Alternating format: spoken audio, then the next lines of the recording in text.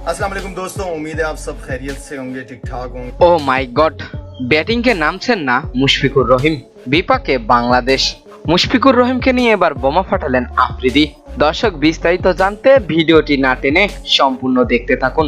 পাকিস্তানের বিপক্ষে টেস্টের ঐতিহাসিক জয় পেয়েছে বাংলাদেশ। লক্ষ্য এখন সিরিজ জয়ের। এই ম্যাচে হার এড়াতে পারলেই সেই স্বপ্ন পূরণ হবে টাইগারদের। তবে ম্যাচের দ্বিতীয় দিনেই দুঃসংবাদ পেয়েছে বাংলাদেশ। ফিল্ডিং করতে গিয়ে চোট পেয়ে মাঠ ছেড়েছেন আগের ম্যাচের জয়ের নায়ক মুশফিকুর রহিম। শনিবার 31শে আগস্ট দ্বিতীয় দিনের প্রথম সেশনটা পাকিস্তানের হলেও দ্বিতীয় সেশনে ঘুরে দাঁড়িয়েছে বাংলাদেশ। কিন্তু সাফল্যের একটি সেশনের বড় দুঃসংবাদ পেতে হয়েছে বাংলাদেশকে।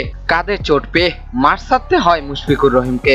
অনাকাঙ্ক্ষিত ঘটনাটি ঘটে পাকিস্তানের ইনিংসের 53তম ওভারে। হাসান মাহমুদের বলে মোহাম্মদ রিজওয়ানের স্টেক ড্রাইভ করেছিলেন মিড অফে থাকা মুশফিকুর রহিম। ড্রাইভ দিয়েছিলেন বলটি ঠেকাতে, সেখানেই আঘাত পান তিনি।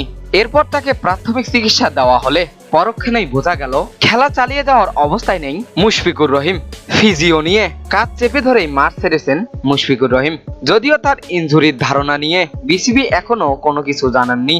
তবে এবার লাইভে এসে মুশফিকুর রহিমকে নিয়ে বোমা ফাটালেন পাকিস্তানের সাবেক অধিনায়ক শহীদ আফ্রিদি।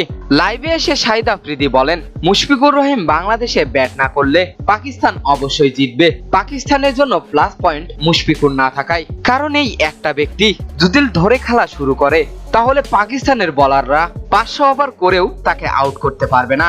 এতদূর পর্যন্ত খেলার শক্তি রাখে মুশফিকুর রহিম। তার খেলা ধরে রাখা এখনকার অভ্যেস না, আগে থেকেই। তবে মুশফিকুর রহিমের জন্য দোয়া করছি সে যেন তাড়াতাড়ি ইনজুরি থেকে ফিরে আসে এবং বাংলাদেশের দ্বিতীয় দিনে সে যেন ব্যাট করে। তো দর্শক, মুশফিকুর রহিম কি পারবে ইনজুরি কাটিয়ে দ্বিতীয় দিনে ব্যাট করতে? আপনাদের কি মনে হয় জানিয়ে দিবেন এ বিষয়ে আপনাদের গুরুত্বপূর্ণ মতামত আমাদের ভিডিওর কমেন্ট বক্সে। এতক্ষণ আমাদের সঙ্গে থাকার জন্য অসংখ্য ধন্যবাদ।